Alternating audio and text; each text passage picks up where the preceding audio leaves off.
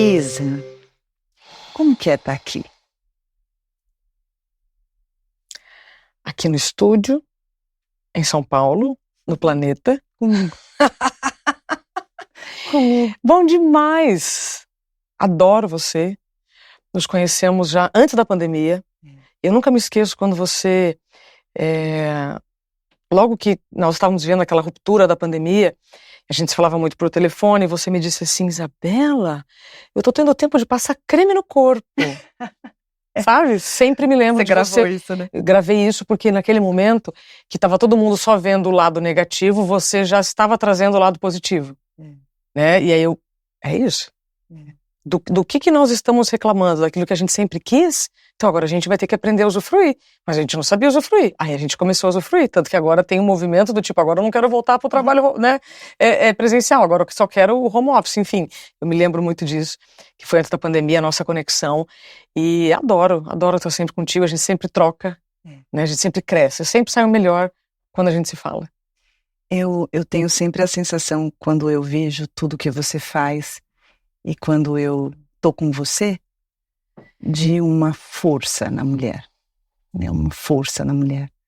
Isso é inegável pelos seus feitos, pelas suas realizações, pela referência que você já era e foi se tornando cada vez mais, desde a sua forma multifacetada de se posicionar no mundo, a sua experimentação, as suas mudanças, os seus enfrentamentos, a sua ousadia profissional e pessoal. A minha pergunta, a minha inquietação é: como é o avesso disso? Como é o pedaço por trás disso? Isso é o que eu vejo, né? O que está por trás disso? Hoje eu consigo revelar também o que está por dentro e que por muito tempo era fake. Então, por muito tempo eu tinha que estar impecável. Cabelo impecável, maquiagem impecável, unha impecável, a fala impecável, tudo muito perfeito. Então eu fui por muito tempo obrigada a parecer assim. E aí, a partir do momento em que eu tenho liberdade para ser como eu sou, então a minha raiz está branca, pode ser que tenha algum cabelo arrepiado, ou seja, eu não preciso estar sendo mais validada por todas as pessoas ao meu redor para ser quem eu sou. Então, isso é o lado mais bonito que eu vejo hoje. Poder ser quem eu realmente sou. E explicar isso para as pessoas. O que é essa imperfeição, exatamente? Que nem todo dia a gente vai estar bem. Que nem todo dia vai ser dia de comemorar. Que nem todo dia é dia de publicar algo motivacional, porque nem você tem para dar. Então, eu aprendi a me respeitar. E entendi que a gente só conduz pela jornada que você conhece. Então, eu estou, de fato, tentando praticar todos os dias o que eu falo. Sim. Sabe? Sim. Então, por trás dessa imagem, dessa pessoa corajosa, há a construção. Então, eu sou essa força em construção, porque eu não sabia que eu tinha ela. Eu fui descobrindo. Eu fui, como a gente diz, construindo avião em pleno voo, construindo caminho, caminhando. E aí depois eu descobri que isso é exercer a fé. Sim. Então, eu estou exercendo a fé vamos lá, eu estou exercendo a fé no que eu estou acreditando que está funcionando. Sabe aquela história do caminha que Deus te coloca o chão? É bem isso mesmo. Então, se eu estou parecendo isso para você, primeiro, você só vai ver em mim o que tem dentro de você. Então, se as pessoas veem em mim força, a força está dentro de você. Eu só estou expressando algo que, quando você se liberta, você pode ser também. Percebe? Percebe? Então, eu acho que essa força, quando você diz, e que algumas pessoas, quando me encontram, é muito curioso no aeroporto, como é gostoso. As pessoas me encontram, elas pedem abraços, e aí eu abraço, aí eu só tô falando assim, olha, eu não posso perder o voo, né? Acontecem coisas extraordinárias, porque eu me coloco para isso. Então, a imperfeição é reconhecer que nem todo dia eu vou estar bem, e isso é saúde mental. Foi aí que eu descobri o que é saúde mental. É você ter repertório, maturidade, para viver os altos e baixos todos os dias, porque isso é equilíbrio. É altos e baixos todos os dias. Mas olha o tamanhozinho que eu tô fazendo. Não é assim. Entendeu? Antes eu vivia assim. Uma alegria, uma tristeza, uma alegria, uma tristeza. E aí depois, conforme eu fui me reconstruindo, eu acredito que, vou usar aqui um termo, eu renasci em vida. Eu tive que. Eu sabia disso antes? Não. Eu me preparei para isso antes? Não. Mas eu exerci a fé. Só tem um caminho para ir. Sim. Sabe? Então, para mim, lidar hoje com educação e saúde mental é lembrar todos os dias para as pessoas que nem todos os dias são dias de glória, são dias de comemoração, são dias de festa, mas todos os dias podem ser novas oportunidades para você aprender. Isa, e se encontrar. Você conta que num dado momento da tua vida você teve um episódio que você já falou no livro e que você fala em várias entrevistas e que esse episódio foi uma virada de chave meio que obrigatória, Sim. né? A minha pergunta é um pouco antes disso. Tá. Passos antes disso. Quando a gente começa a se destacar no trabalho, quando a gente começa a fazer alguma coisa que a gente faz bem, o natural é que às vezes a gente se perca no quanto a gente está fazendo aquilo, né? A gente se envolva e normalmente as crises de burnout, né, elas acontecem, não normalmente, mas muitas vezes elas acontecem até no momento que você está mais em alta, né, que você está ali nadando de braçada, que você está com seus voos decolando alto. Eu não quero que você me responda para todos, mas sobre a sua experiência. Qual era o teu momento e a tua dinâmica de funcionamento naquele momento? Eu estava esperando um milagre. Porque eu estava, como você mesmo disse, eu estava no melhor momento da minha carreira como comunicadora. Eu apresentava, eu era escalada para várias situações. É curioso você me dizer isso, porque outro dia a Anne Lotterman, minha amiga, ela estava dizendo assim, Isa, você lembra que o sábado anterior eu tive o apagão num dia que acho que foi terça ou quarta da semana. No sábado anterior ela falou, você lembra que você estava entrevistando a Fernanda Montenegro? E você terminou a entrevista com ela e era super desafiador, porque no programa que eu estava fazendo na hora do meio-dia, que era ao vivo, imagina que a Fernanda se deslocou do Rio até São Paulo para uma entrevista de 3 minutos. Então eu tinha que ser, assim, muito assertiva, sabe? E aí ela me lembrou, ela falou assim, você lembra que no sábado anterior ao apagão você estava entrevistando a Fernanda Montenegro? Quantas pessoas querem entrevistar a Fernanda Montenegro? Quantas pessoas querem estar trabalhando como apresentadora na Globo? Então, respondendo a sua pergunta, eu estava no melhor momento, profissional. Só que eu estava me ausentando demais de mim. Isso que eu quero saber. Eu estava me ausentando demais. Do quê? Quando eu falo que eu esperava um milagre, eu esperava que alguém pudesse me dar algum remédio para que eu pudesse dar conta de tudo aquilo sem ter que abrir mão de tudo aquilo. Eu trabalhava de madrugada. E eu tentei me adaptar de todas as maneiras. Então, você colocar qualquer pessoa na faixa dos 30 anos, tendo que dormir durante o dia, né, e trabalhar no horário que o seu corpo estaria dormindo, qualquer pessoa vai ter alguma consequência. Então, eu já estava tentando me adaptar, né? Eu já estava suportando o insuportável por muito tempo. E aí, falando biologicamente, meu corpo tentou se adaptar de todas as maneiras. Até que eu não consegui mais. Então, quando a gente às vezes fala assim, a pessoa não deu conta, ela deu até o que não existe mais. Ela tentou tanto que agora não existe mais para onde ir. Então, moral da história, eu estava me ausentando de mim mesma. Trabalhando em um ritmo insustentável, tomando remédio para dormir e para acordar, fazendo o meu melhor. E aí, quando eu tenho o apagão e sou colocada como e saí de licença médica, o meu problema não foi esse problema. Ninguém acorda para, hoje eu vou ficar doente. Hoje eu vou ter um piripaque. Ninguém acorda. Meu problema não foi o burnout, meu problema foi a demissão no retorno do burnout, especialmente por eu ser aquela pessoa que estava ali todos os dias entregando. Então, é como se a injustiça fosse coletiva. Muitas pessoas me diziam isso. Então, lidar com tudo isso foi muito, muito, muito violento. E aí que eu descobri, que é quando eu falo, né, o burnout é a ausência de você. E tem muito a ver com espiritualidade. Quanto mais perto do burnout você tiver, e é por isso que eu defendo muito, quanto mais perto do burnout você tiver, mais longe você está de si.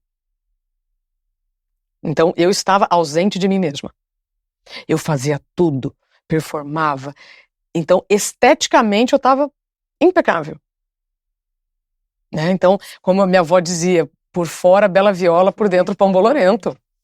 Vó Ivone falava isso, sabe? Então, depois que tudo isso acontece, é que eu tomo consciência que eu estava esperando um milagre. Então, qual milagre? Que alguém me mudasse de horário? Que as pessoas me respeitassem? Que aquilo que eu estava fazendo tivesse reconhecimento? O que é isso? Será que não é o mínimo que qualquer pessoa espera? Mas eu só fui aprender depois, né? Posso fazer uma pergunta? Deve. Na sua infância e na sua adolescência, você foi poupada? De quê? Poupada. Poupada na sua vida. Nada. Sabe, poupada, preservada. Aquele momento que você percebe que... É engraçado quando você falou espera de um milagre. Automaticamente, para mim, você falou do remédio, tá? Mas eu pensei assim, aquele desejo de ser salva. Totalmente. Sabe? Totalmente. Me salva. Totalmente. Me salva porque eu tô envolvida aqui, eu tô no piloto automático, eu não vou sair, entendeu? Totalmente. As coisas estão funcionando, tô entregando, me salva aí. E isso me remete um pouco lá atrás. Então, minha pergunta é, que tipo de criança você foi? Pode trazer o lenço agora. Tem lenço, né, gente? Vocês fazem, né, um programa assim de terapia, tem que ter lenço. Tô falando sério. Tô falando sério. É verdade.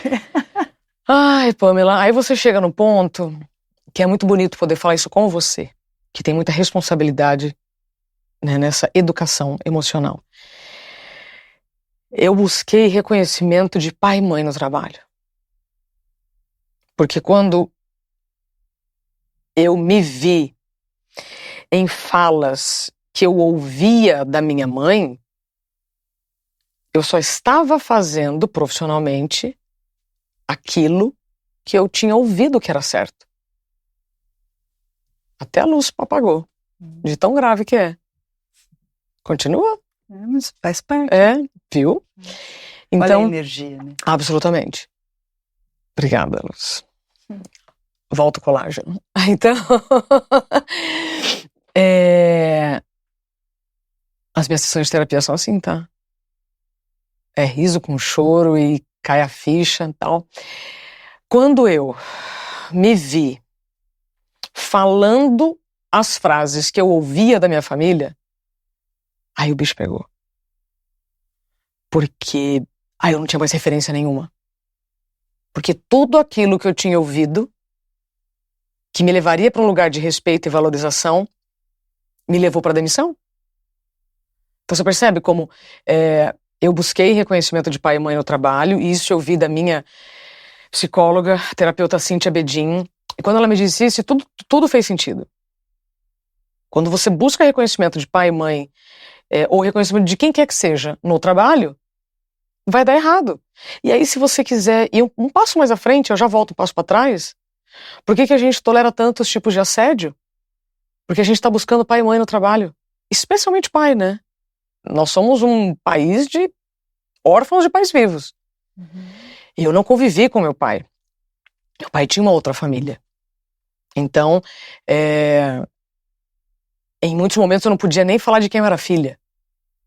E meu pai era professor, era uma pessoa super comunicativa. Então, hoje, poder falar, sou filha do professor Brasil, nossa, é maravilhoso. Mas por muitos anos eu não pude. Você se sentia? A forma como eu me senti toda a minha vida se refletiu em todos os meus trabalhos. Substituta. Quando eu olho para trás e vejo que eu sempre estava nos lugares com competência e condições de ser titular, mas eu me colocava como substituta, então as pessoas me viam como substituta. Então, eu cresci. O que é ser substituta? A minha mãe engravidou do meu pai. Meu pai tinha uma outra família. Eles se apaixonaram. Quando ele ia se separar dessa família, minha mãe não quis. Eu vou criar ela. Então, quem sou eu para julgar?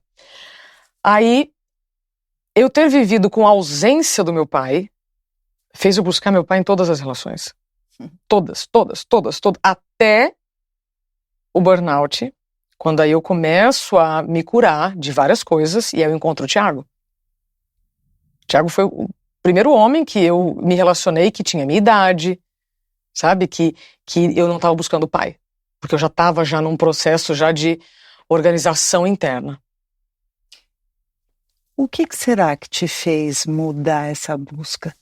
Quando eu comecei a ver que eu não ia encontrar meu pai em lugar nenhum, quando eu comecei a ver que eu não deveria buscar reconhecimento de nenhum pai fora.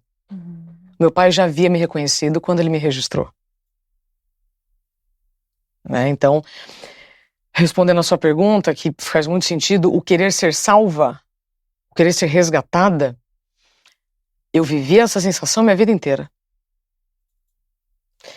Como a minha família morava no sítio e eu estudava na escola, eu tinha que esperar alguém me buscar. E aí o que acontecia, eu me lembro quando eu estudava em Jandaia, a escola fechava o portão e eu ficava na calçada. Hoje eu olho e falo assim, gente, como é que aquelas freiras me deixavam ficar na calçada? No escuro? Sabe quando você fala assim, não é possível que tava todo mundo me vendo ali. Ou não. Lembra que eu tinha momentos que eu não podia falar de quem eu era filha? Então, muitas vezes eu quis ser invisível. Pode ser que naquele momento também eu estava sendo. Porque eu estudava num colégio de freiras, a escola fechava e eu ficava esperando alguém da minha casa me buscar.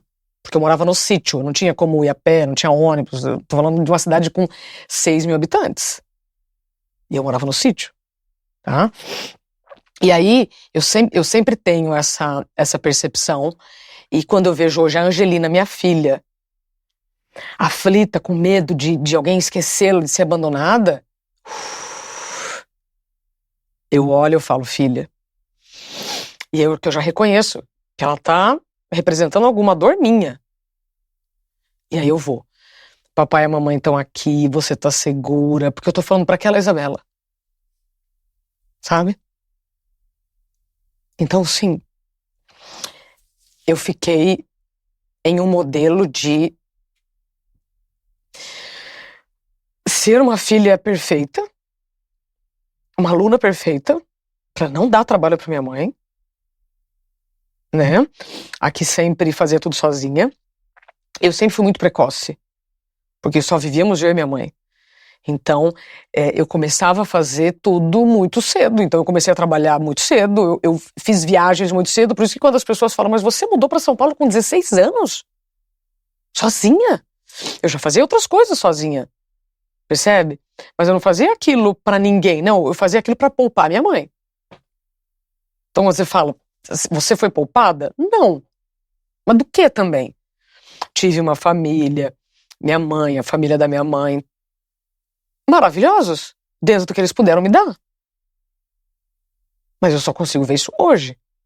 Então, este modelo do, tô fazendo tudo, tô aqui, tô entregando. Mas tem que ter troca. E hoje, Isa, como que você consegue permitir, aceitar, receber, porque existe uma coisa na vida que quando algo nos falta muito, nós desenvolvemos na gente mecanismos para um autossuprimento.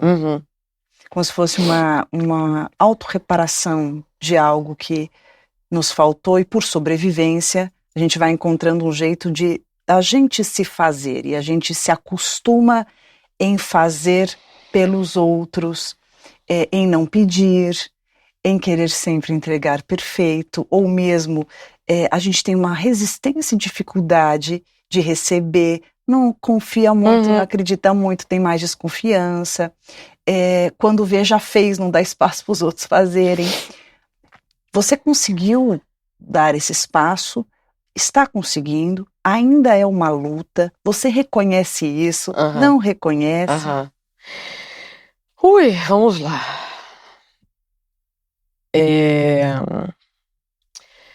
Por exemplo, eu falei do meu pai sem chorar, eu falei de várias coisas sem chorar, mas você tocou num ponto que eu chorei, né? Então provavelmente agora que eu falar eu não vou chorar, porque justamente isso eu já estou caminhando com as minhas próprias pernas. Eu já tenho repertório para ter vigilância constante de não sobrecarregar mais minha agenda. Lembra que eu falei que eu morava no sítio? Lembro. Quando eu ia para a cidade, eu tinha que fazer uma coisa encaixada na outra. Da escola, ia a pé pro restaurante, que aí do restaurante já ia para aula de piano, que depois da aula de piano já ia para não sei aonde, porque depois eu tinha que esperar uma carona para voltar pro sítio. Então, a minha vida foi preenchimento de agenda.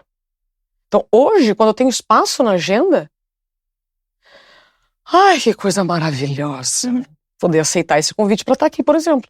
Eu tinha um espaço na agenda. Então, eu estou aprendendo a não ficar entupindo a agenda. Posso falar uma coisa? Deve. Engraçado que quando eu te pergunto sobre os espaços que você dá para alguém fazer para você, por você, sem perceber, você me dá um exemplo que quem comanda ainda é você. Sim. Que quem comanda a agenda e quem dá o espaço é você. Totalmente. Então eu pergunto de novo. Como que é se permitir ser acessada, ajudada, deixar que façam por você? Ótimo. Saber delegar. Ótimo. Porque para isso você se torna uma pessoa que se poupa mais. E me parece que na tua história isso não aconteceu da forma que deveria. Então é algo que deve ser aprendido, né? E é algo que vai contra a maré do teu mecanismo dinâmico. Então, como é hoje para que isso aconteça? Você deixa? Maravilhoso. Você deixa? Super. Super. Se sente confortável? Muito. Consegue ser levada? Inclusive, eu falo isso com o Thiago sempre, né? Com a nossa filha e todas as coisas que a gente tem que fazer. Então, às vezes ele me pergunta, você quer que eu faça tal coisa? Eu quero. Eu delego muito já. Então, do que eu era para o que eu estou fazendo, já há uma grande diferença. Mesmo assim, eu estou em vigilância constante para não fazer o que eu fazia. É isso que eu quero dizer. Sim. E para mim, é bom poder dizer isso. Você não tem a impressão que quem nos vê acha que tá tudo perfeitinho, equilibrado, e não está.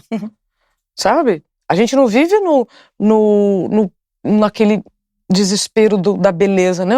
É o desespero da perfeição, e isso não vai existir. Sim. Sabe? Então, do que eu fazia pro que eu faço, já há uma grande diferença, mas eu tenho vigilância constante. Hoje, por exemplo, a minha agenda fica na mão de 4 pessoas. Você quer ver eu ficar brava? É quando uma delas fala assim, mas você vai fazer uma palestra em Manaus na sexta-feira? Por que você não vai voltar no domingo? A Isabela reativa diria, a agenda minha, eu faço o que eu quiser. A Isabela atual já diz assim, tô indo um dia palestrar, um dia eu descanso. Entende? Então eu não preciso mais reagir com alguém me questionando como antes. Não, agora eu consigo me posicionar sem me exaltar. Aquela menininha que ficava ali na porta da escola, né, na calçada, esperando. Eu tô nela ainda. Tá. Eu queria saber se ela estava acostumada com aquilo, se ela se desesperava com aquilo, Se ela voltava sozinha, Uhum. se ela esperava. Uhum. O que ela fazia? Esperava. Não tinha como ir sozinha. Era estrada de terra. Mas ela esperava que alguém chegaria. Demorava, Muito. chegava. Tiveram dias que demoraram bastante. E nós estamos falando de uma época sem celular, né? Então eu tinha que ir na casa das pessoas da frente pedir para usar o telefone, para ligar e dizer: mãe, tô aqui na porta. Você sentia? Abandono, né? Esquecimento, abandono. E o que você fazia com isso? Engolia e segue o baile. Aonde isso virou? Quando isso virou? Quando eu mudo para São Paulo. Porque eu não moro mais no sítio. Que diferença, né? Eu saio do sítio para São Paulo. E aí, aqui em São Paulo, eu tenho o meu direito de ir e vir. Pode ser que se eu tivesse ficado lá, e depois com 18 anos tivesse ido atrás de um carro, eu teria mais mobilidade, mais liberdade com a mobilidade. Mas eu já estava em São Paulo. Percebe? Você acha que o que pegava era a mobilidade? Não posso dizer isso. O que pegava era estar dependendo de outras pessoas para poder fazer o que todo mundo fazia. Sair da escola, almoçar. Eu me lembro que na época tinha TV Colosso, né? Era da sua época? Também. A Também. gente tá a mesma idade. Pois é, aquarianas, gente, 43 anos, nossa senhora. Tinha TV Colosso e eu me lembro por estar sempre na casa de alguma amiga ou restaurante, e aí eu via assim, algumas pessoas falando que assistiam a TV depois do almoço e descansavam. Eu achava aquilo o máximo. Eu falava, olha, é uma vida normal. Ser poupada. Sabe? Então, o tempo inteiro está dependendo de alguém para tudo, até para poder descansar. O que é depender para você? O fato de eu estar ou dependendo de uma professora para me dar aula, ou dos pais de alguma amiga para me abrir a casa para eu almoçar.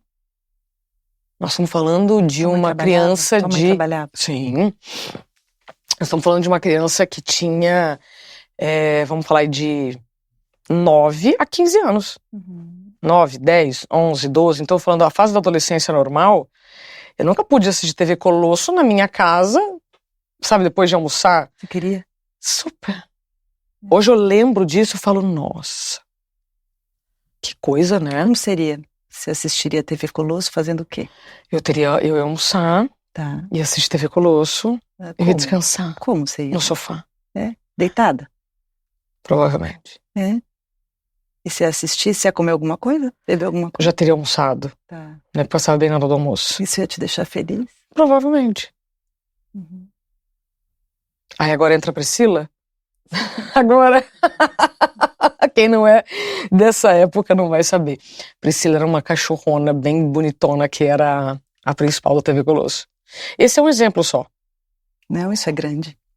Então, é um exemplo de como mostra o quanto toda a minha vida eu aprendi a preencher a agenda. Esse é o exemplo como a sua criança sonhava. Sim.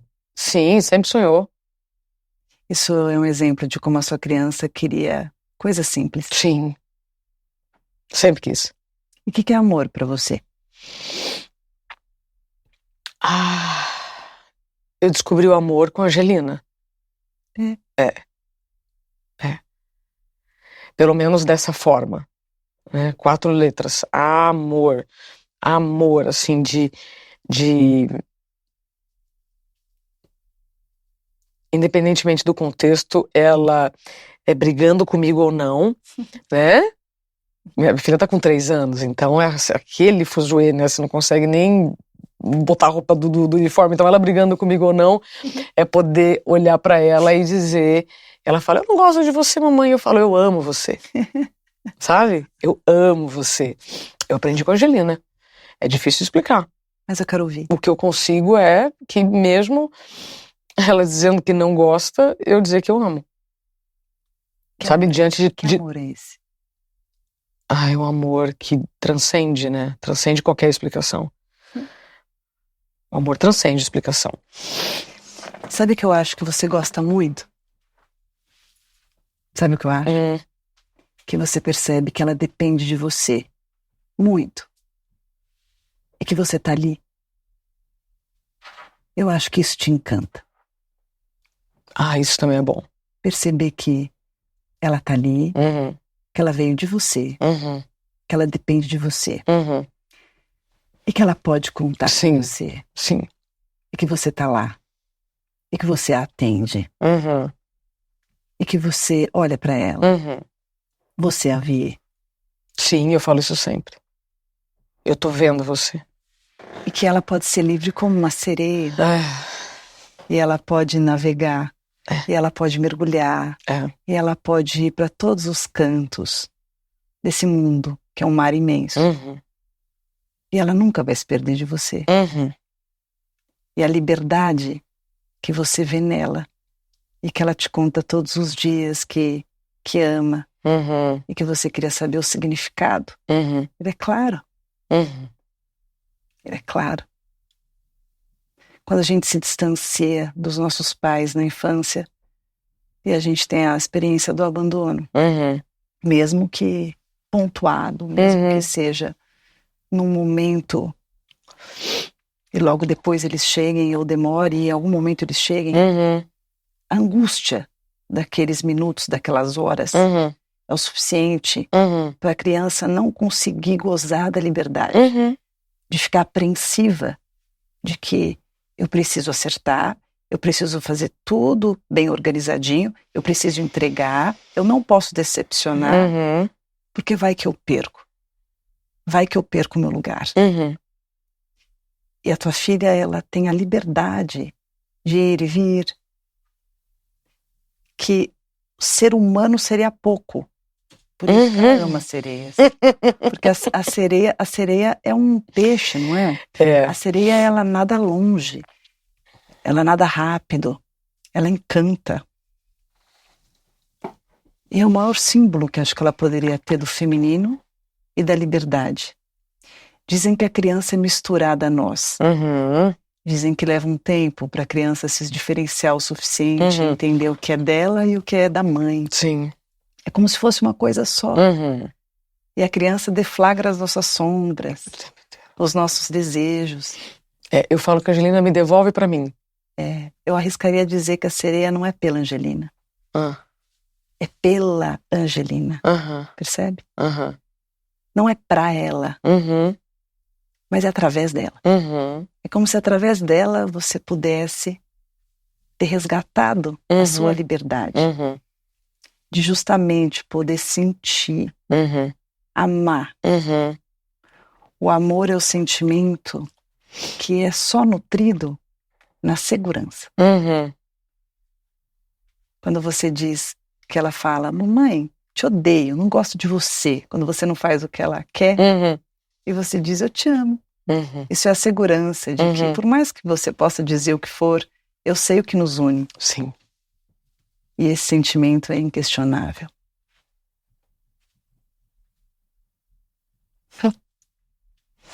Queria que você tirasse uma cartinha.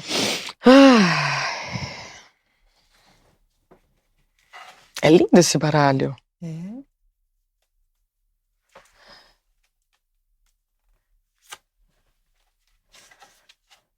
Carinho. Carinho. Carinho. O que representa carinho para você?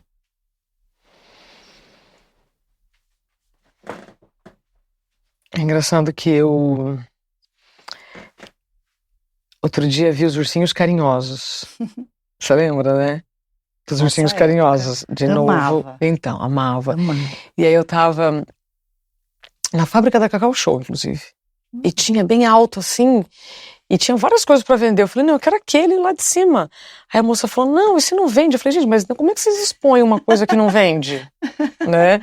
Aí, depois eu acabei conseguindo, e aí eu comprei o amarelo, que eu tinha o ursinho carinhoso amarelo, e eu deixo do lado, no meu computador, na minha mesa de trabalho.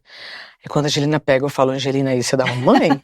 E ela sabe, sabe? Ela sabe, esse é da mamãe? Aí tem 80 mil brinquedos. Aí ela vai pegar o ursinho, eu falo, esse é da mamãe? Lógico. E ela sabe. E aí, às vezes, quando alguém pega, pega, né, pega o ursinho, eu falo, esse é da mamãe. Uma fofura. Então, o ursinho carinhoso pode ser que me ajude a responder a sua pergunta. Carinho é tão bom, né? E às vezes a gente tem que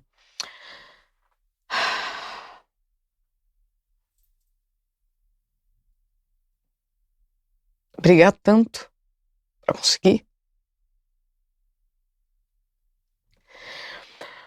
Acho desafiador quem não recebeu poder dar. Mas eu tô aprendendo. E eu sei que essa fala, ela pode ser interpretada. Então, eu recebi carinho, sim, da minha família. O carinho que eles puderam me dar. Da forma como eles conheceram carinho. Mas hoje, eu reconheço o carinho de outra forma. O carinho não tá no barulho, nas coisas materiais, não. O carinho tá onde a gente não vê. E aí, então, tem muita gente cumprindo todos os checks de segurança, educação, etc, etc. E o Thiago é muito carinhoso, né? Então, ele recebeu muito carinho do pai e da mãe. De uma forma. Eu recebi um carinho de outra forma. E aí, quando eu vejo ele super carinhoso com a Angelina, mas eu me seguro pra não chorar. Sabe? Me seguro pra não chorar. Por que você se segura? Porque eu falo que ela é muito sortuda. Por que você se segura? Não, eu já chorei já. Não, já chorei várias vezes. Eu sei, você disse aqui pra mim que você se segura pra não chorar. Porque senão, gente, haja maquiagem, né? Eu tô dizendo assim. Quando eu vejo ele penteando o cabelo dela, sabe? Então, essa forma de carinho, de pai, eu não tive. Bom, ver a Angelina com essa possibilidade, sabe? Então, eu fico feliz por ela. Filha, que bom que você tem o seu pai junto contigo, né? E hoje, eu gosto muito de ter esses pequenos intervalos de carinho pra mim. Por exemplo, antes de eu vir aqui, onde eu fui? Fui no salão, fiz uma escova. Eu vi que tá ali. Dificilmente eu vou fazer escova pra gravar com alguém, mas eu vim pra cá, porque era um momento muito especial. Fiz a unha, então isso é carinho pra mim, é tempo pra mim. Quando eu falo pras pessoas, você só vai dar conta da sua agenda quando você se incluir nela, e por isso que eu me lembro de você falando, olha, tô dando tempo de passar creme, é carinho. Então eu ter tempo hoje pra mim mesmo, com todas as demandas, responsabilidades, filho, etc. Eu ter um tempo pra mim, isso é carinho. Então, respondendo, o que é carinho? Pra mim, é tempo pra mim. Então, tem várias formas de definir carinho. Pra mim, é tempo pra mim, mesmo diante desse fuzuê que a gente vive. Sabe? É poder ter o direito de ter tempo pra mim. Eu fico te escutando e eu fico emocionada porque eu consigo ver o seu invisível. Uhum. Eu fico imaginando que no decorrer aí dessa caminhada, você ficou muito boa na sua proteção. Uhum. Você se protege muito bem. Muito bem. E isso te faz mais admirável. Mas você só vê em mim o que tem dentro de você. Não. Não. Eu reconheço por ressonâncias dentro de mim. Uhum. Mas eu te vejo. Uhum. Eu reconheço. Uhum. Eu percebo. Uhum. Eu vejo o empenho na ressignificação da dor. Uhum. No quanto você se apoiou no seu intelecto, que é uma ferramenta hábil que você dispõe para conseguir te organizar e te sustentar. E vejo também um emocional puro de uma menina dentro de você, que em alguns momentos transborda. E você prontamente se atenta para cuidar desse transbordar, para que isso não te afogue. Mas meu desejo é que cada vez você reconheça o quão bem você pode nadar. Para você mergulhar muito fundo nesse mar da sua emoção. Nunca ficou tão claro para mim porque sua filha é apaixonada por sereia. Eu tatuei, tá, gente? Uma sereia aqui pra ela. Não, Eu e o aqui, Thiago. Você sabe o que é? Não tem gente nenhuma, só tô eu e você aqui. Não sei para quem está falando, mas tudo bem. Como aqui eu já vi de tudo, não tem problema. No começo da nossa conversa você falou que você queria descobrir por que será que a Angelina ama sereias.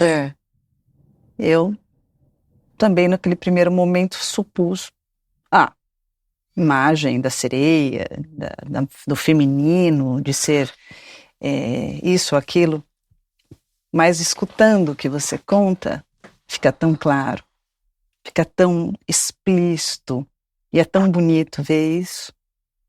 Que bom. Tira mais uma.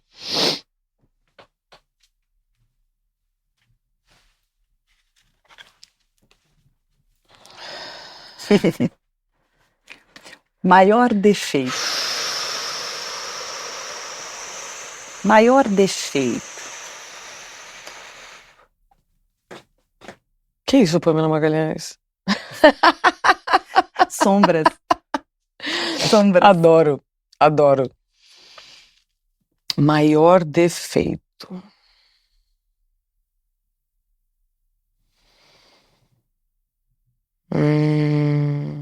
Vejo, tá, como defeito. Engraçado que a gente estava falando sobre isso antes, né, de entrarmos aqui. Eu tenho certeza que o Thiago vai rir disso, porque ele fala isso sempre, né? Que é a falta de força para caminhar com as próprias pernas. De achar que eu sempre preciso estar fazendo algo com alguém. Me explica. Por muitos anos, então eu fui a Isabela de vários lugares. Isabela do SBT, Isabela da Band, Isabela da Globo. Pela primeira vez na vida, eu estou sendo Isabela Camargo. Bom, Então poder... Quando eu tava no salão mesmo, uma moça veio e falou assim, mas você não era da TV? Era. Ai, agora você não tá em lugar nenhum? Eu falei, tô, né, dentro das minhas possibilidades, eu tô em vários lugares, inclusive, né? Eu aprendi a fazer piada com isso, percebe? Mas então, o meu maior defeito nesses últimos 6 anos, e aí agora eu já nem vejo mais como uma coisa ruim, e sim que foi necessária para que agora sim eu fique forte para caminhar com as próprias pernas, sabe? Para poder criar uma comunidade onde mais pessoas possam ter esse tipo de troca. Para que a gente possa se aprofundar. Ai, se aprofundar. Né? Se aprofundar mais nas origens daquilo que está nos afligindo. Ai, olha só.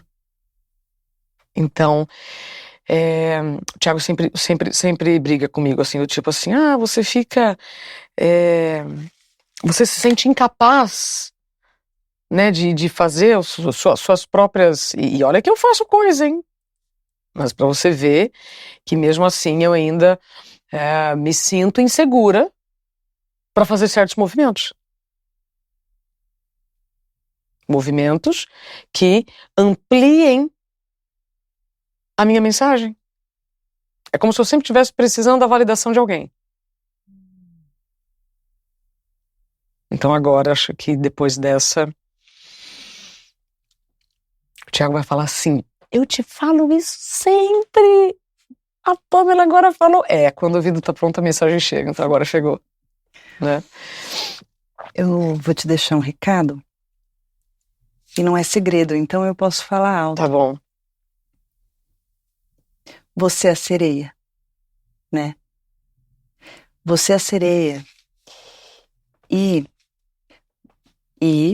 nós descobrimos hoje. Mas a Angelina, por te conhecer como ninguém por dentro, não é de dentro que ela veio? Ela já sabia.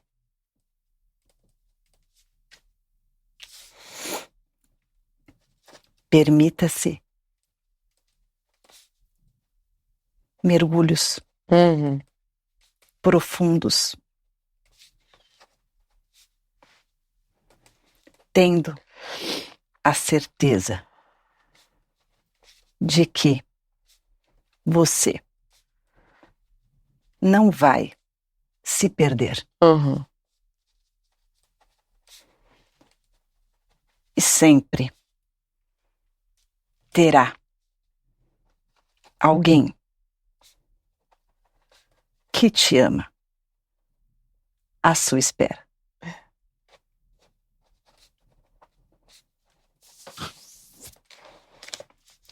Um beijo com todo o meu carinho.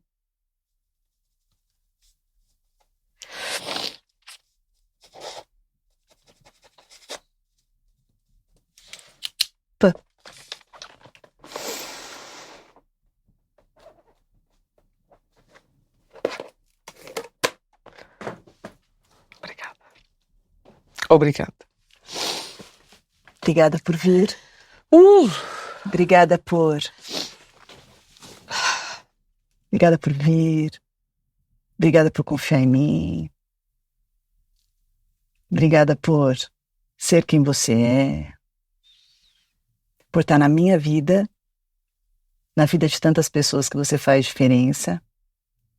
E mais dentro do que nunca, nas profundezas da sua vida. Obrigada. Tá bom? A gente se vê na próxima sessão.